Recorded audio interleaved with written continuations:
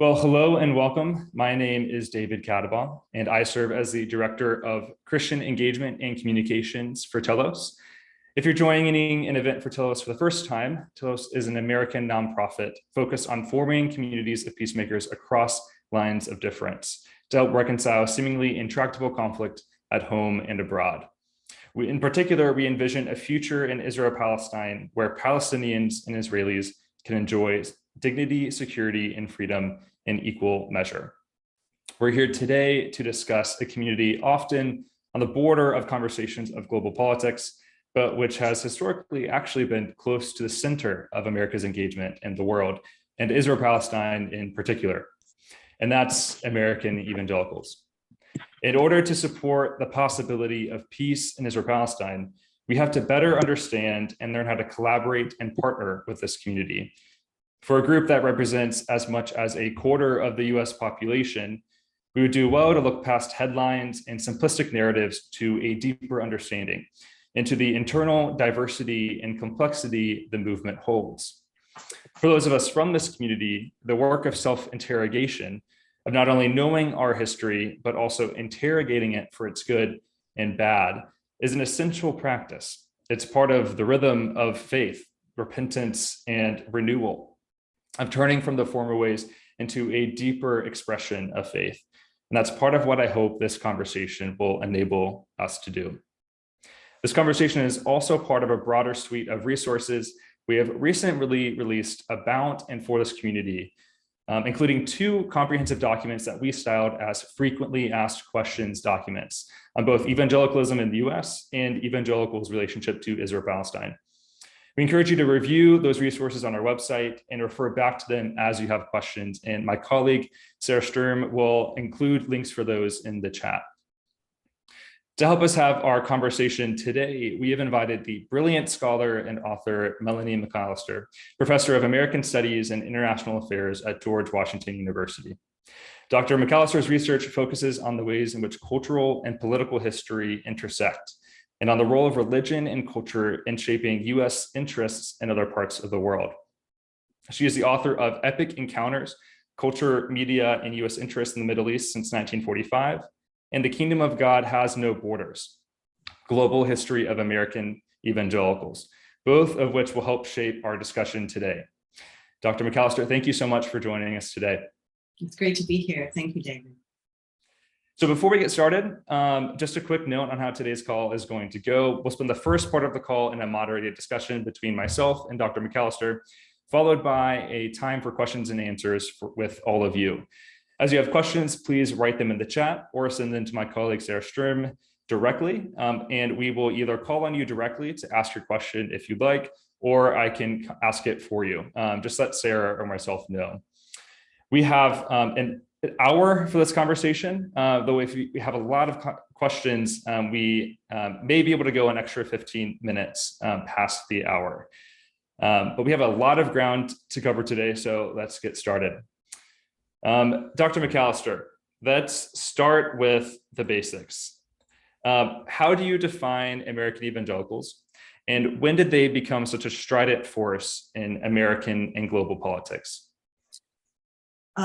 Thank you. Sometimes the basic questions are hard ones too, actually. The definition one is not easy, but first let me just say how happy I am to be here and to be part of this conversation with you and the other folks at Telos and all of you who've taken time out of your day to be here.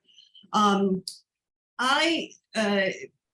one defines evangelicals is, as you can imagine, something people debate a lot, but I took a pretty simple approach, which is that I defined evangelicals as people who say that they believe, a set of four kind of basic things about the nature of the Bible, about Jesus as the only way to heaven, and about the importance of accepting Jesus as your personal savior, a few kind of theological distinctives.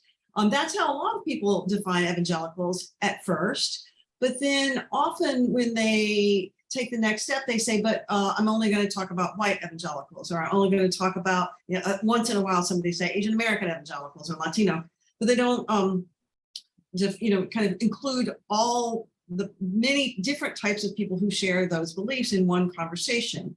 And I tried to do that, at least to talk about both white and Black American theologically conservative Protestants together in terms of their relationship to global politics, which makes the answer to the second part of that question also complicated, because people have got involved in global politics in different ways and at different times. But one of the key arguments, and it actually sort of surprised me, a key argument in the book is that evangelicals have been involved in political issues, including international issues, since the 1950s, that this is not something that emerged, out of the 1967 war with Israel. It's not something that emerged, only after the end of the Cold War or any of those things. There's been an evangelical investment in international affairs from the beginning of my book. We know, of course, people have been interested in missionary work always. For a while. But really, in terms of thinking about investments in American foreign policy or themselves engaging with international issues across borders, aside from missionary work, I really found this happens really early on and with a lot of intensity, a surprising amount of intensity. Really starting, I'll just say this, really starting in my project, starting with the issues of how racism in the United States was going to affect missionary work abroad. So this is missionary work, but it's not just we're concerned about missionary work. We're concerned about how the fact that racism is being reported in the 1950s and 1960s around the world. People have the image of the United States as a racist place, especially the South, but not only. And will that have a very negative effect on Americans' missionary roles? So beginning with that, and the book that I just finished goes right up until really the Trump presidency. Yeah, that's a fascinating piece of information. Also thinking about the history of evangelicalism becoming a salient community within domestic politics. There's a lot that's been written about how really what united the community politically to the conservative right were issues of desegregation, of busing desegregation in the 70s. And so I think that's a really interesting point, that evangelicals were having these conversations about race, particularly in the context of how it would impact missionary work, but even decades earlier than that, before they were, becoming a part of, the moral majority was coalescing, those sorts of things in the 70s. I think that's really a fascinating piece of history. And can I just say, it's also interesting because these things push against each other. I'm not saying that white evangelicals in particular didn't react to things like, busing or, issues of prayer in the schools. They certainly did, but there are different factions and different opinions. And so there are a great many people who really want evangelicals to be at least neutral and ultimately supportive of Brown v. Ford, and who believe pretty strongly that overcoming racism is really crucial for American missionary work abroad. And in fact, that pushes a lot of people who are pretty conservative in the U.S. on race to be more open-minded about it. On the other hand, Black evangelicals have some of the same concerns and can actually use that missionary argument with white believers about their racism at home. I think that's an important point to bring up too, about just the internal diversity within evangelicalism. As you mentioned, so much of what has been written in the past 4 years has particularly focused on white evangelicals, and yet there are large communities outside of those who identify as white within evangelicalism in the US. But I want to talk about that diversity historically as well, and particularly around issues of social justice and as it may have been called and referred to in previous decades, social concern. You write about this in particular in your book, Kingdom of God Has No Borders, around the Lausanne Conference in the 70s, and how there was actually a growing movement of evangelicals talking and writing about and speaking about social concern, and pushing to keep that make that at least a center point of evangelical engagement in the world. I think that's, when we talk about white evangelicals today, especially post 2016, it's a whole different narrative than what we might expect. Can you talk a little bit about this community, how that came to be, and what happened to it within evangelicalism? Yeah, I mean, I think in some ways the story of my book is the story of how this particular group of evangelicals lost a debate in their community over the course of 10 or 15 years. So it looked to, when you're reading the sources and you're in it, and it's 19, as far as, when you're a researcher, it's like, it's 1971 as far as I'm concerned. I've been doing nothing but reading articles from 1971 and listening to conferences and thinking about it. And in 1971, the people, mostly it was a large group from Latin America, and including then some folks at InterVarsity Christian Fellowship and others, who were talking about the need for evangelicals to become more involved in issues of economic and social justice. And this comes really hard push from Latin America, where liberation theology is big, and people are, definitely having to deal with a Catholic presence that is pushing hard for social justice. And they start saying, we need to be concerned about social justice in our communities, where people are suffering economically, they're suffering under political oppression. And they bring that back to the US, and they bring it to the 1970 InterVarsity Christian Fellowship Urbana Conference, and then they bring it most spectacularly to Lausanne in 1974.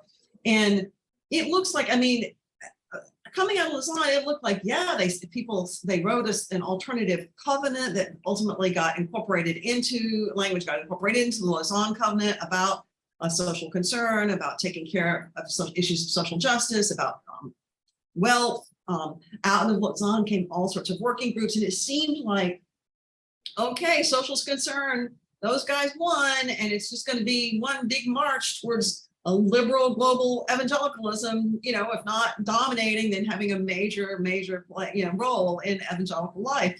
I had no idea of this history when I started the book, actually, and I was quite fascinated by it. And then to see basically the ways in which, for a variety of reasons, it basically got, it lost. And it lost, it's not that people didn't continue to have social concern, but the rise of the religious right wipes out a lot of that language. And to the degree that people still talk about social concern, they talk about it almost entirely around issues around abortion. So the fact is that there was a moment when it became clear, and this is an argument of the book, when it became clear that theology is not destiny in terms of politics, that these evangelicals who were pushing social concern were as conservative around, the literal truth of the Bible, as conservative around, the one path to heaven, as conservative theologically as their brethren that they were arguing with.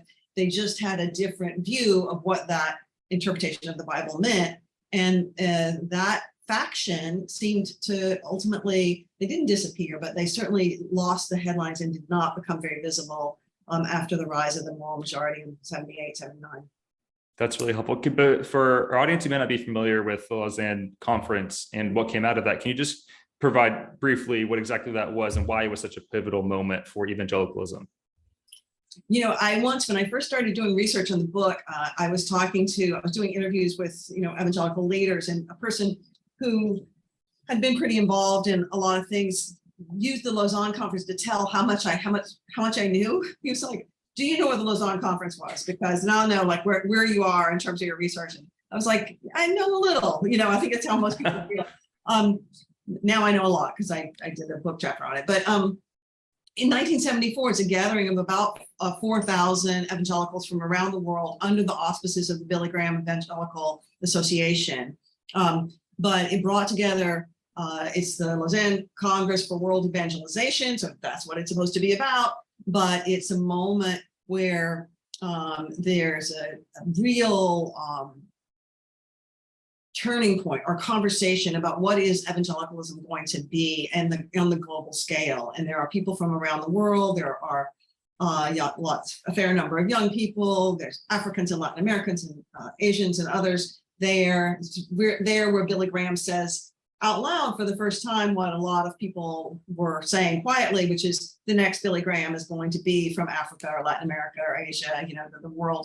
The evangelical world is becoming more based in the global South. And so it's a moment where they come together and they have a lot of sometimes quite heated conversation about missionary work, about social concern, about Billy Graham himself and how close he had come. This is 1974, just before Nixon resigns. And, it had become clear that Billy Graham had become very close to power in the US. And he talks about that with some chagrin. So it's a very an interesting moment in evangelical life globally, not just US. Yeah, absolutely. And I think, as you alluded to, it was part of the story of the faction that really emphasized, concern for people's souls and evangelism as a central piece of what it means to be an evangelical, really began to win out and shape, the movement from there on. I think it's really important also, as you're saying, to recognize the global nature of evangelicalism, that around this time it became clear that the centerpiece, or the center of gravity of evangelicalism was moving away from the US. But I think for American evangelicals, that's not something that many people are aware of, right? When we, at least in communities that I've been a part of, missionary work was still very much seen as American centered. We send missionaries to other parts of the world that still need to hear the message of Jesus. So I think it's really important also just the history that you're bringing of how globally interconnected this community was. I think it's also really interesting because it says a lot about how American evangelicals think about their connection to other parts of the world. And so one of those ways that you mentioned, at least in the kingdom of God has no borders, is this relationship that you identify as a victim identification, and that American Christians see Christians around the world, whether they understand them to be evangelical or not, as victims of persecution, and they begin to not only notice those and identify those folks as victims, but also kind of identify with them in a way, that they are also part of the persecuted body, such that you point out that 57% of American evangelicals consider themselves consider that they face discrimination, whereas less than half would say the same thing about Muslims in the US, which I think is a really telling statistic. But I'm curious to know how this victim identification of American evangelicals impacts engagement in the Middle East in particular. You write a lot about how this understanding of persecution of Christians tends to become a lot focused centrally on Muslim persecution of Christians. Can you tell more about that, and particularly how that interacts with engagement in Israel-Palestine specifically?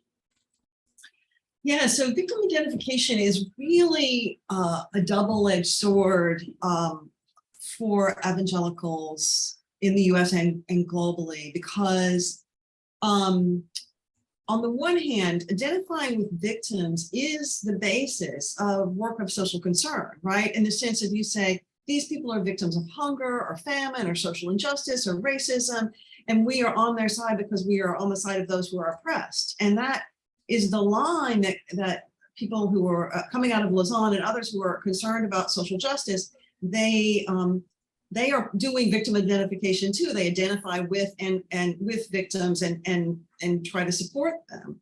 And so, then when American evangelicals turn and see Christians who are suffering under oppression in other parts of the world, that can have a very, I don't want to use words like positive and negative, but can have a kind of liberalizing effect, getting people involved in HIV/AIDS work or working for debt relief for Africa, all sorts of stuff, because they see people as oppressed. But it also has this other piece, which is because there is real suffering of Christians in other parts of the world, sometimes because of religion, often because of ethnic tension or struggle over resources or some combination of those things. And people begin to pay attention to our Christian brothers and sisters here or there who are suffering.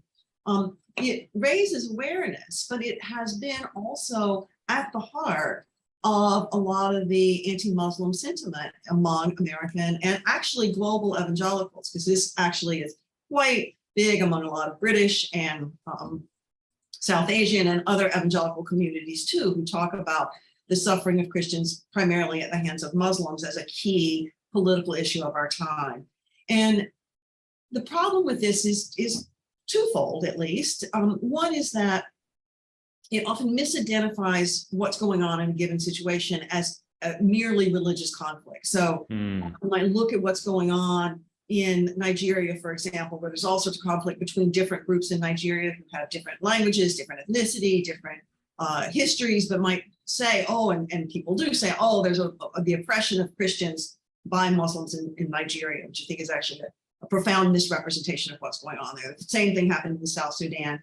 And is often, I think, so people overread religion in a specific conflict.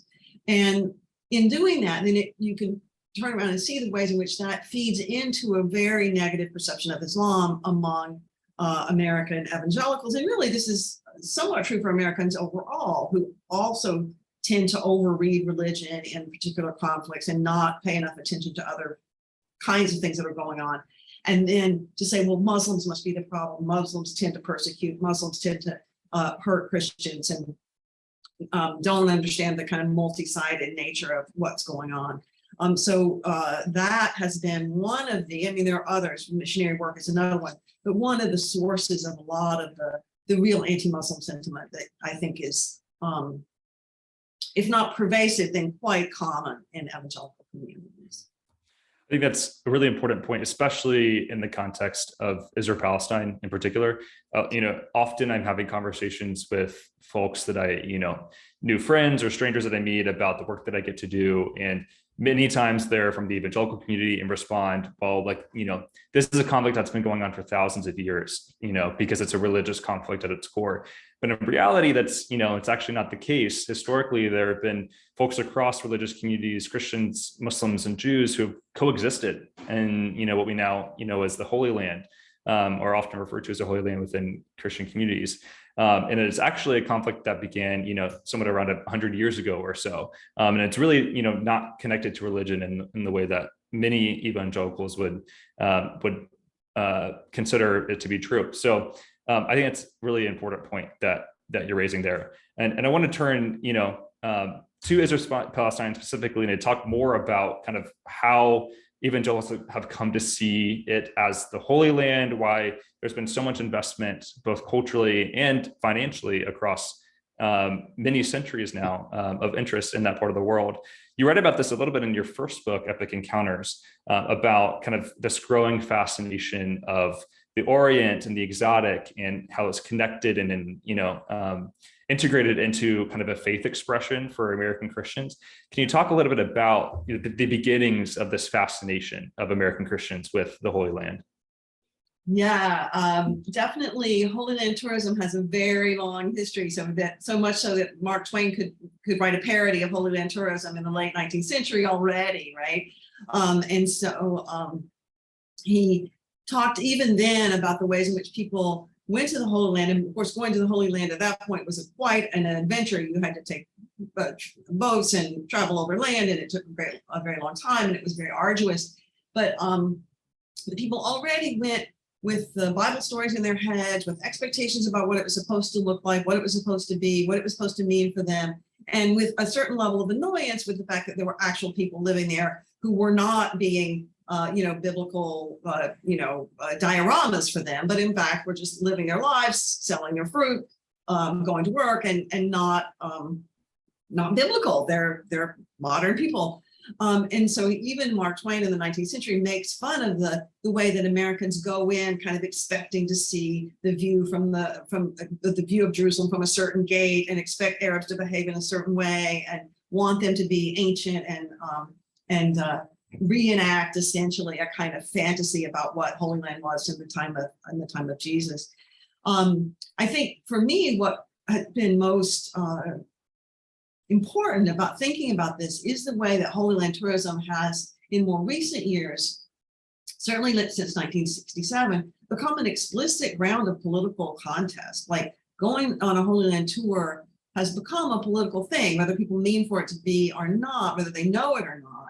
That the state of Israel undertook the process of overseeing Holy Land tourism, training tour guides, educating people to try to teach, and training tour guides specifically for different types of groups. So tour guides for American Jews are different than tour guides for American evangelicals. And there are tour guides specifically trained to sort of take American evangelicals and say, here's Galilee, here's what Jesus did in Galilee. And I took a Holy Land tour for the research for this book, and I took it just me and one other person, but I went with a guy who does a lot of the evangelical tours for Americans, and he didn't care. I mean, he knew I was writing a book because I didn't want to lie to him. He didn't care. He just did the whole tour. So he took me along, and he We drove up the road from the southern part of Israel to the north, with right on the border of Palestine, and he would say, "Look, to the left are the beautiful Israeli farms, which are so well organized and irrigated and done so well, and to the right, these Palestinians, they don't really take care of their farms. Look at them; they're disorganized and not very well irrigated." And then here we are at Galilee, and see, we Israelis were taking care of these holy sites because we are worshiping the same God, and we care about you Christians and your holy sites. One of us was Jewish, and he didn't really care. He's just telling me what he told people, and it was very striking. And he saw himself as liberal. He was not a deeply conservative guy. He voted for labor, but he knew that the story that was his job to tell us was that Israel is taking care of the Holy Land for you American Christians, and you should enjoy yourselves while you're here. Appreciate us. Right. Wow. That's quite telling. And I think the stories that I've heard and the experiences that I've gotten to at least be a part of in the times that I visited over there, I think that's often an experience most American Christians have when they're in the region, right? There's this narrative of, deep connection, historic, faith connection between Christians and Jews, worshiping the same God. And there's an essential need for American Christians to support Israel as the people of God, right? In reality, I think, as you're saying, that's a political decision and influenced deeply, by the institutions of the state. But it's also a kind of a cultural invention of the 20th century. This, Judeo-Christian values is a term that wasn't used prior to the 20th century, at least as best as I'm aware. And it was part of a growing kind of connection between the state of Israel and American Christianity. What I think is really interesting about that. Can I interrupt you about that? Yeah, please do. Right. So I think Judeo-Christian values, to my understanding, and I'm not perfectly an expert, but I'm pretty sure about this, it actually emerges not really so much about Israel, but as in the 1950s, as there is an attempt to both deal with anti-Semitism in American life, which had been really pervasive in the 20s and 30s and 40s. It is really still in the 1940s that there are limits on the number of American Jews who are allowed in higher education. And so in the wake of World War II, with some beginning changes or attempts to try to change the pervasive climate of anti-Semitism in the US, people begin to try to say, let's talk about not just America as a Christian nation, but as a Judeo-Christian nation. This happens in the civil rights movement too, where there are a lot of Jews all involved in the civil rights movement, and they're trying to get Martin Luther King to stop talking about Christian values or Christian activism and talk about Judeo-Christian values and rights as being connected to Judeo-Christian values. So really, I think it comes more from for a domestic reason, but it has an international implication.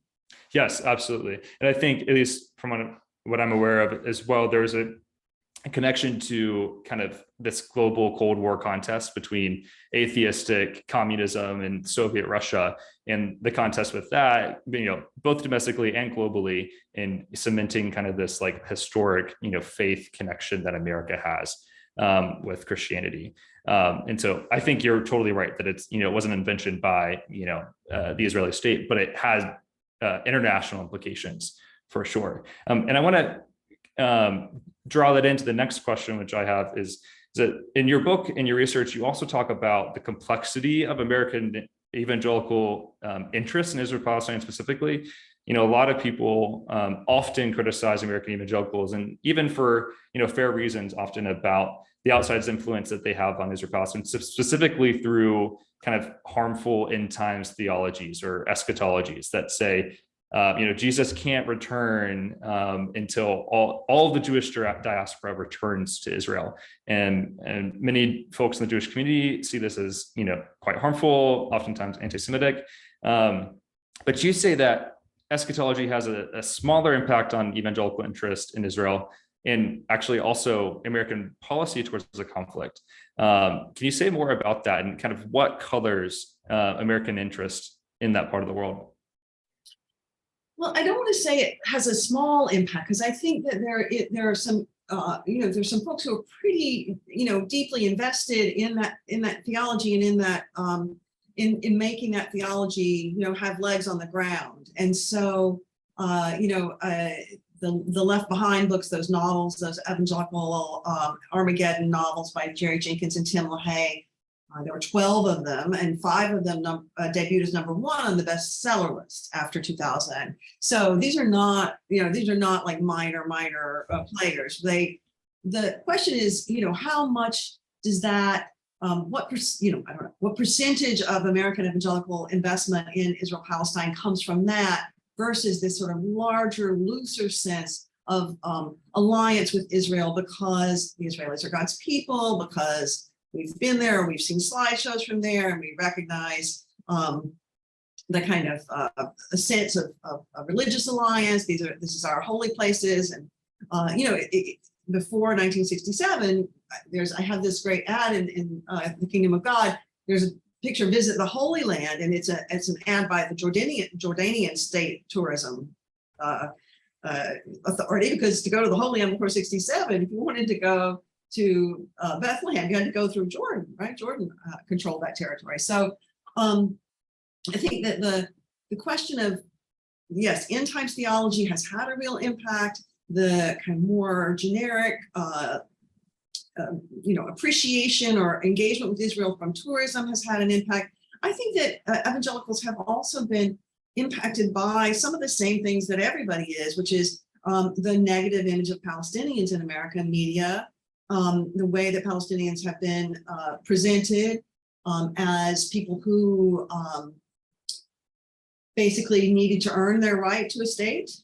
That the idea that Palestinians can't be trusted, that they are out to destroy Israel, and all of those kinds of, that they're terrorists fundamentally, all of those kinds of images have had an impact, I think, on most Americans, but that includes evangelicals. So you can kind of have to put those things together and not see evangelicals as like having a set of agendas that's entirely separate from everybody else's agenda. Everybody reads Life magazine, or used to, or everybody's watching, CNN. And so thinking about how people saw Palestinians, how they're likely to see Palestinians, also, I think, has a real role in the inclination to support Israel almost, sort of instinctively in the face of Palestinian claims. Yeah, and I think that's actually a really important point, because what it means is, at least for the work that we do, and the folks in our community and our network who see the importance of working across lines of difference, is that there's not this huge kind of theological boogeyman that will create an impasse between being able to really bring someone along a journey and help them kind of learn about the conflict and begin to see how to engage in it in a way that's, as we would describe it, pro-Israeli, pro-Palestinian, pro-peace, right? Like, I think there's a lot of fear around, there's this huge, deeply embedded eschatology or theology, which, as you're saying, is definitely real, definitely exists. It's definitely a part of the community, but that there, for a lot of folks, there's just kind of this ingrained sense of, yeah, like, this is just what we do. This feels right. And so I think that's actually kind of a hopeful thing to remember, and that there's opportunity here there's actually a lot more opportunity to partner with this community I think folks may otherwise expect. One time I was teaching a class. I used to teach a class called U.S. Middle East Cultural Encounters, and I was teaching it to a very small group of freshmen. And now when I teach that class, a lot more of it has to do with the Iraq War and stuff that's happened since. But this was back around 2001, 2002. And the seminar was made up of, it had American Jews in it, Arab Americans, Muslims who were South Asian, a lot of, white, as I say, white kids from Kansas, like a range of different people in this pretty small class. But when we started talking about the Israeli-Palestinian conflict, I said, okay, let's start talking about, we're going to talk about this kind of carefully on each side. And the first thing I want us to talk about is, what would it take to make Palestinians feel safe and secure? And the students were like, that's not, Professor, are you confused about the question? The question is, what will it take to make Israelis feel safe and secure, right? We don't discuss what it takes to make Palestinians feel safe and secure, because it's not, it's not, they were sort of joking with me, but they also did realize that that wasn't a question they had ever thought about. And so for me, part of the fundamental thing that is available, actually, I think for most Americans, evangelical or not, is to ask people, think about the question of, how can we bring ourselves to the conversation, which is admittedly there's complicated questions about how does this get solved, who, where's the land going to go, who's going to have sovereignty, there are all these political questions, but can we come to that with the fundamental assumption of the equality of Palestinians and Israelis, that their fundamental assumption of their rights, their needs, their humanity, and their that neither one has to earn the right to have a say, to have to self-determination. Neither one of them has to earn that right. It's not something given, an award given for good behavior. It's considered a fundamental human right. So how can we then operate from there to move forward to talk about what's next? Yeah, I think that's a greatly well said vision for what we can inspire folks in this community to do and to see. And I think just to come back to your earlier point, there's still deeply embedded interest and engagement of American Christians in this part of the world, even if the reasons for that may be more broadly cultural and theological, as many would assume. Past couple of years, there's been data that's come out from Christianity Today that shows the number one issue that Christians advocate on annually are pro-Israel causes. That's more than anti-abortion efforts, religious liberty. So there's deeply embedded financial interest, and so it's just culturally such an important part of, for many evangelicals, what it means to be a Christian is this pro-Israel sentiment. But I think what's so fascinating about that too is that there's such little awareness, one, of Palestinians communities in the first place, but as you're saying, even two, Palestinian Christians, which have to live under occupation, right? And experience oppression in ways that for many other communities globally, Christians would identify and say, we're going to support them. We're going to identify with their victimization and work to free them of their oppression. And this may be the last question I'll ask you, and then we can get to some audience questions because I can see them coming in. Why do you think that is, that Palestinian Christians, have, not necessarily been historically a concern for American Christians? And then two, what do you think it'll take to kind of shift the narrative as you're describing within American evangelicalism about, not only supporting Palestinian Christians and seeing this even as an expression of their faith, as integrated already into their theology historically? We've seen movements for these kinds of issues. So what do you think it'll take, and why do you think we're here with Palestinian Christians in particular? I mean, I actually think there's been enormous movement already. I mean, it's like I said, the majority of people are still, if they're doing anything, they're doing pro-Israel stuff. They're certainly not, carrying around little Israeli and Palestinian flags or something. But the more and more you see American evangelicals asking questions about what's going on in Palestine. Who are these Palestinians and what are their claims about?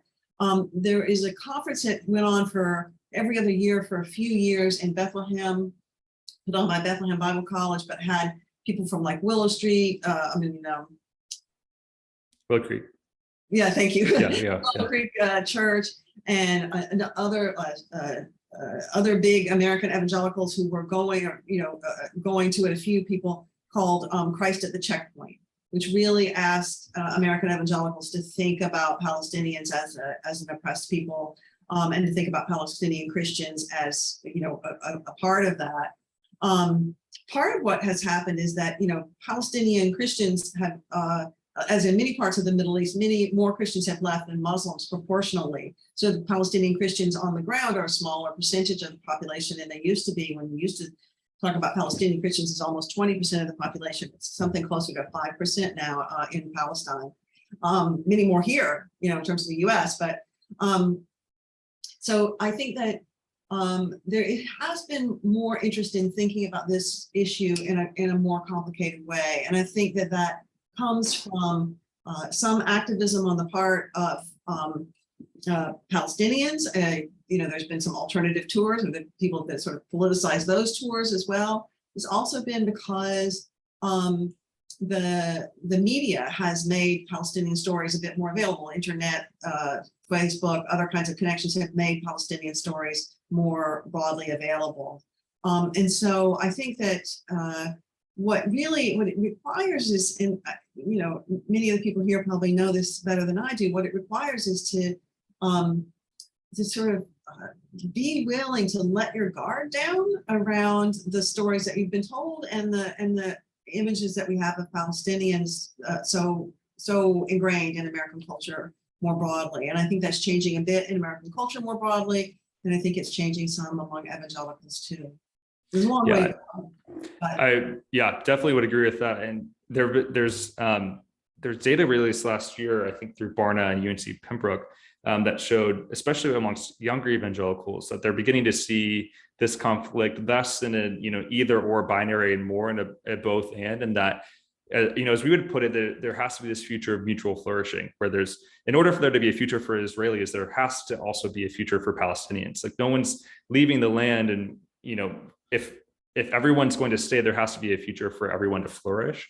And actually that's possible. And the US can either make space for that or contract it. And so recognizing our own opportunity as Americans to support efforts that enable Israelis and Palestinians to come together and make the peace that everyone wishes, would exist in the future. So I think that's really essential. I do want to move on to questions, because we have quite a few from the audience. I'm going to invite some of these folks to come off mute if they would like to ask these questions. And first, I'm going to invite Claire Jacobson. If you're still here, Claire, and would like to ask your question, feel free to unmute. Hi. First of all, thank you so much. This has been really, I've learned a lot just from listening to your conversation. It's been really helpful. I have a question about sort of the rhetoric that gets used about Israel inside evangelical communities. I grew up in an evangelical community, and I can remember hearing from the same people that Israel is God's chosen people, and also America is God's chosen people, and there was no contradiction there. And like, to the point of someone pointing at a passage in scripture and saying, oh yes, Ezekiel was talking about America here. It's very, very normal. And so I was wondering if you had any ideas about how that came to be, how those things can coexist, because it doesn't really seem logical to me now. So I grew up as a Southern Baptist, and when I went to summer camp, I tell this story up in Encounters, actually. I went to a Southern Baptist summer camp, and the last day, we had the Parade of Nations, because one does, and the Parade of Nations, all the girls had different flags, and you carried your flag around.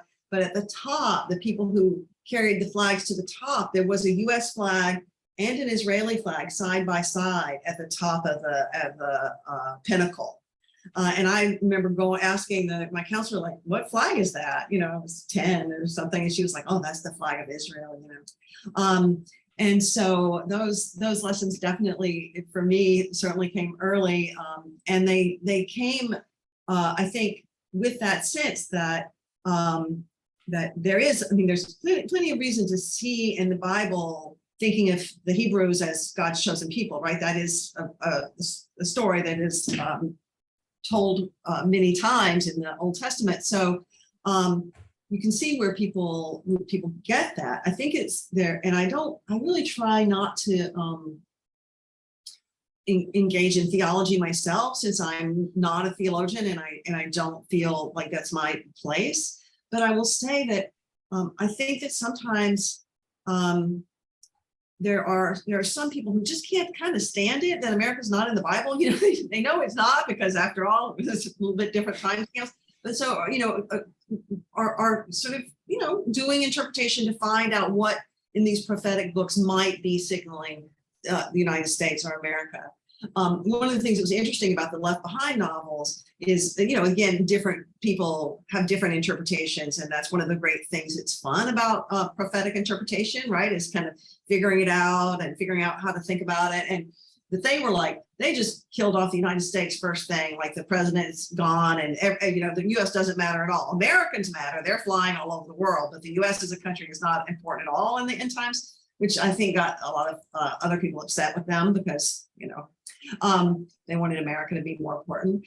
But I think that the sense that the United States is is chosen is not unique to evangelicals at all, actually, right? This is Jonathan Edwards, City on a Hill, from the early days of the Pilgrims. So I think we think about the kind of way in which that gets taken up, or what it means, right? In the specific context of Israel-Palestine, people take the sense that Israel is chosen and the United States is chosen to mean that the U.S. must support Israel, right? And I remember Jerry Falwell saying, if the U.S. stops being important to Israel, it will stop being important to God, because the U.S. is clearly not as central in the Bible as Israel is. And so I think that actually that sense that that Israel is so biblically central is really crucial for a lot of people who are not, who are not necessarily coming in with other kinds of deep commitments on the issue, but they read the Bible and they see the way that what the Christians call the Old Testament is that is told, and how Jesus sees himself as fulfilling that testament, and they say this has got to be part of what we believe and part of what we value. I think that the reason Telos is so important is that they don't ask people to stop feeling supportive of Israel as a thing. It's like you can be pro-Israel and you can still be pro-Palestinian, because these are faiths that are completely intertwined at this point.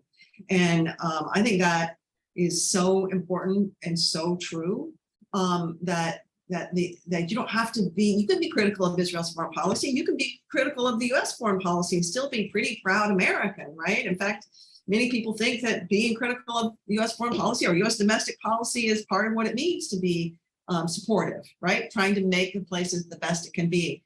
And Israelis certainly feel plenty free to criticize their own country. I think that for Americans, it needs to be that sense of, like, being pro-Israel does not mean supporting everything the Israeli government does. And that, I think that's a pretty, it's an easy logic for me to follow. I don't think everybody obviously doesn't agree, but I think that if you try to tell American evangelical Christians that they should not support Israel at all, that will be very difficult for many of them. But let's talk about the reality of Israeli and Palestinian lives intertwined, I think, is really crucial. I think that's such a great point, Dr. McAlister.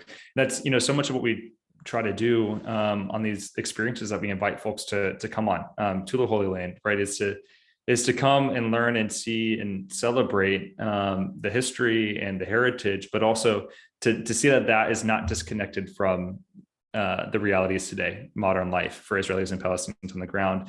And I think when we, have this heritage and claim it and visit these places without talking to the people on the ground who have to contend with the reality of conflict and occupation and all, violent daily forms of violence for, everyone on the land, it really is actually quite harmful to the people, because what we're saying is we're, allowing you to live continuously in conflict without recognizing our own participation in it. And I think your word on, what we would call at least self-interrogation is so important, of being able to see, and celebrate the good things of our community, of our nation, but also be willing to ask hard questions of it, right? To know exactly how is the way we're engaging impacting the lives of folks who are on the margins or who are most vulnerable. I think that's actually, as you said, actually out of a deep love, potentially even for the place where you're from or the community you're a part of. I think that's quite essential. Let's move on to the next question. I'm going to invite Jeff to unmute if you'd like, if he's still here. I'm still here. Hey, Jeff. Hi there. Okay. I'm going to give it a try. You sort of outlined one of the main reasons evangelicals are less open to the Palestinian story, which is, our natural sort of othering of Arabs, of Muslims, of the brown menace theory. But what we haven't talked about is the experience of American evangelical guilt, which is generated from faith-based anti-Semitism, from U.S. policy like the Johnson-Reed Act of 1924 and other things that, created the space for Jews of Europe not to be able to be saved. And we deal with guilt in various ways. And I wondered if you could talk a little bit about how you think that guilt plays into how evangelicals see Israel. Oh, that's such a good question. And, it's interesting because I haven't seen as much of that guilt as you seem to think is there. I do know that the fact that Americans kept Jews from immigrating in large numbers, which is not evangelicals doing, right? It's American guilt, but that fact, and the fact that there is faith-based anti-Semitism for sure that crosses lines. Evangelical, mainline Protestant, and Catholic all have been, quite guilty of this, and it remains an issue. So the fact that people then sort of handle that guilt by saying, well, what I'm going to do about that is be supportive of Israel. I'm not necessarily going to be thinking about, some people are, but I'm not necessarily thinking about, Jewish-Christian dialogue in my community or addressing current issues where, now maybe American Jews are not so much subject to local racism, but American Muslims are. So maybe a never again model means actually thinking hard about what's happening to Muslims in your community. Really trying to address those things at home. It's not a strong point for Americans in general, I have to say. And that's, one of the things I always try to stress is that many of the problems with how American evangelicals have handled or thought about the Middle East are much broader problems than just evangelicals. They're just simply intensified in evangelical communities because people are more invested or more to put more energy into the issue. I do think that one of the things that, for example, I point out in the Left Behind novels, just because I read them all twice, and so I have to be able to say things about them, but I also think they're quite indicative of something. Those novels love Israelis. Israelis are going to convert en masse, and they're going to, the end times are coming, and the Israelis are like key figures, and they're tough, and there's a Judah ben Zion is the end times kind of prophetic figure, and then there's all sorts of Israelis who are doing all sorts of stuff. They're amazing. They a certain number of them have to convert before everything can happen, but all of them are kind of presented. A lot of action happens in Jerusalem, et cetera, et cetera, et cetera. There are no American Jews in 12 novels. So the way people handle anti-Semitism is through Israel, and then sort of don't have to deal with the more closer realities on the ground. And I think that is not just those books. I think it's a quite telling reality about how the kind of continuing issues at home. And so, we still see, even the way that people experience it, partly because of regional issues. I mean, American evangelicals are everywhere, right? They're not just in the South now. They're in California. They're in the Midwest. It's not a Southern religion, primarily even. But the fact that many evangelicals may not themselves know very many American Jews, I think is also very, very interesting and telling, because it leads to like, okay, I can, and again, I grew up in a small town in North Carolina. One of my very closest friends is a white conservative Republican evangelical Southern Baptist who loves traveling to Israel, and never has met a Jewish or Muslim person in her life, as far as she knows, until she came to Thanksgiving at my house one time. So I think that I hope that's answering your question. I'm kind of riffing on it, but. Yeah, I think that's quite interesting, Dr. McAlister, especially, at least in the communities that I am aware of and a part of. There's also this growing sense of philo-Semitism and kind of like friendship and appreciation and love for Jewish traditions, and this kind of sense of shared heritage. Like many evangelicals I know have started practicing Shabbat dinners or Passover seders or things like that, and yet it also often is divorced from actual relationship. And part of how we understand peacemaking is this collaboration across lines of difference, and that relationship is really key to this work. And so I think that's an important point to bring up. And also, what parts of Jewish history are you picking up on? I mean, I was just in one of my classes, I was just talking about the centrality of Jews to the American left, the centrality of that Jews were a very important part of the communist and socialist movements of the 1930s. They're very important parts of the civil rights movement. They're a very important part of American secularism. So, which parts of American Judaism are you picking up on, and how selective is that embrace?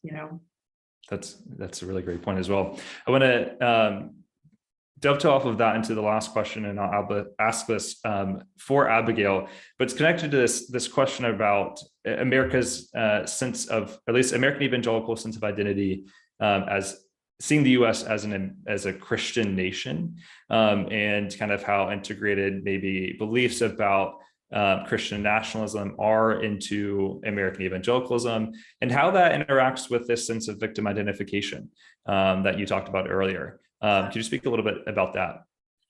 Oh, also a good question. So, one of the things that, and I didn't start out as a historian of religion, and so a lot of what I learned in the book, I really was learning, for me.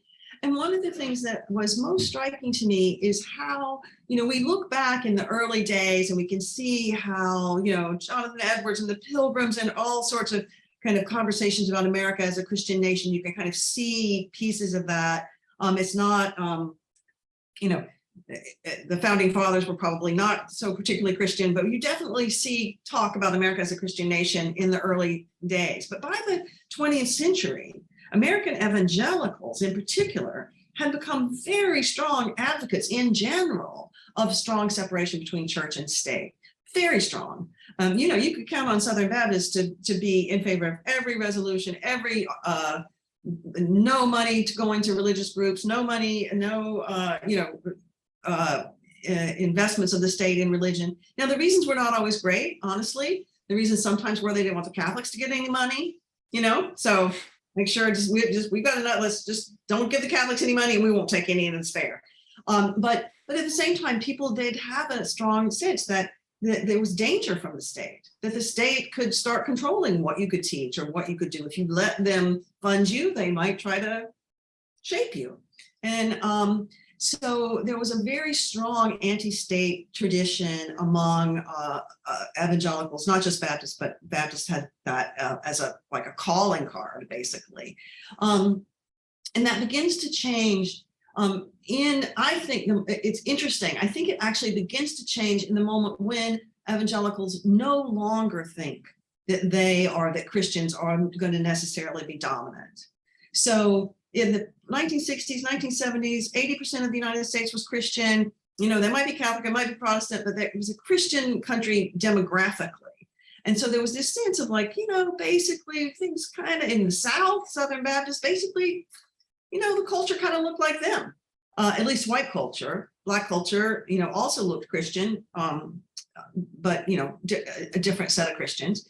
But then after the Hart-Celler Act and the increase in immigration from other parts of the world that happened starting in the mid-60s, and then over time, the number of Latino Americans increasing dramatically, the number of Asian Americans and Arab Americans and others. Many, some of whom are Christian, some of whom are not, but they're not the white Christians that had dominated American culture so thoroughly and easily for so long. And I think it's when that begins to happen that American Christians get more interested in harvesting the power of the state and using the state to instantiate their cultural power and authority. It's when they can no longer presume it, then they suddenly think, well, actually, maybe we need to make sure that we have the 10 Commandments up in a courthouse, and we need to make sure that people are able to teach the Bible in public schools. And I think that a lot of that is it's sort of pretty strikingly parallel in reverse. Like the more there are non-white, non-Protestant Americans, the more of those there are, the more American conservative Christians get invested in Christian nationalism. It's a a great thought for us, Dr. McAlister. I'll have to point some folks to some books to explore Christian nationalism in particular. The Cross and the Flag by Samuel Perry, and some others that I think will be great resources, and we'll share those in the post-event email.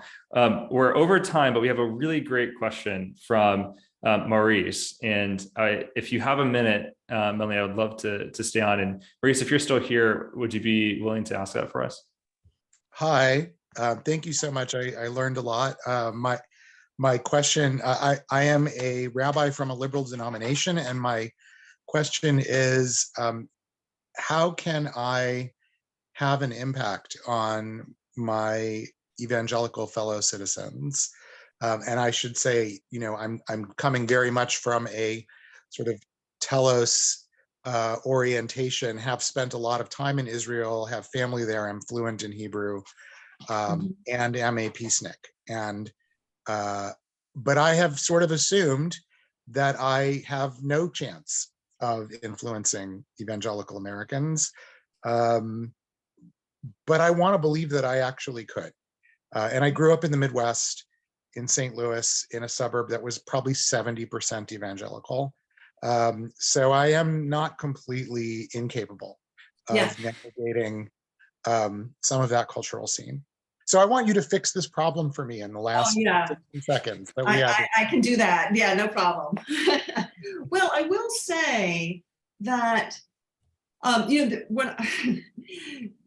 there was once at the American Academy of Religion, there was a whole panel by American Jews who study American evangelicals and what that experience is like. People who are, going and doing ethnographic work, Omri Elisha, and other people who go and do ethnographic work among evangelicals. And what they, of course, they're not trying to reach them with a message, but what they say is that many evangelicals, it's actually easier to study evangelicals if you're Jewish in certain ways, because people respect you and they actually often don't try to convert you. I had to fight off a lot of conversion myself, but Omri, he did not, because they were like, you're good, God likes you. I don't really know why exactly, because you're not believing the right things, but you're fine.